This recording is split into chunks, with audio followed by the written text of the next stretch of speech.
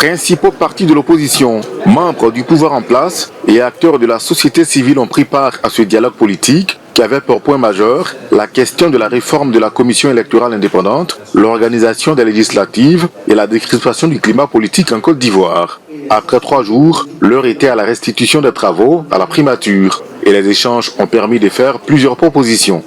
Au titre des mesures d'apaisement de l'environnement politique, la poursuite des discussions à haut niveau entre le président de la République et le président Henri Konan Bédié, président du PDCI RDA.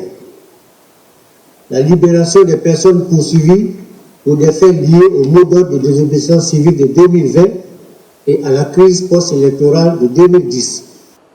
Les rencontres ont été présidées par le Premier ministre Ahmed Bakayoko. Pour lui, ce dialogue devrait permettre aux leaders politiques ivoiriens d'unir les efforts afin de permettre au pays de demeurer dans la stabilité.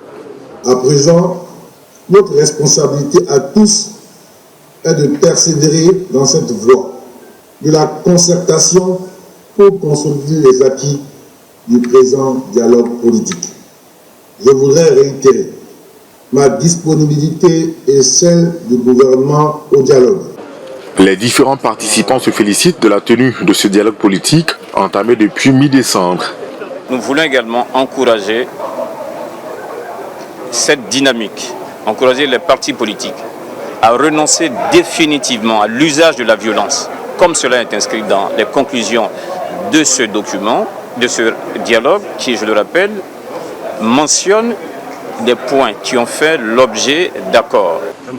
Le Premier ministre ivoirien a par ailleurs annoncé le maintien du cadre permanent de dialogue en Côte d'Ivoire, une décision qui favorisera sûrement un climat de paix sur l'ensemble du territoire national.